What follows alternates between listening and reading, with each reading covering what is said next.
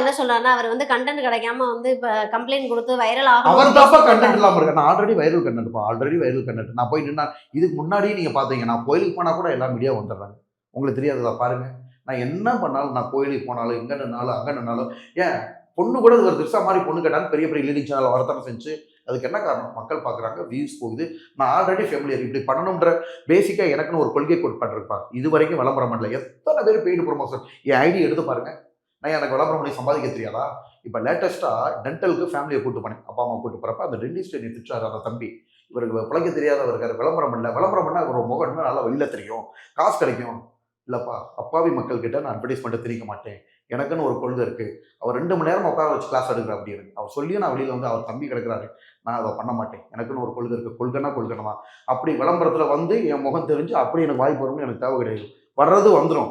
Big pass போனப்பயே paid promotion பண்ற king எல்லாம் உள்ளுக்குள்ள வந்தாங்க. அவங்கள விட எனக்கு அதிகமா ஓட்டு விழுந்துச்சு.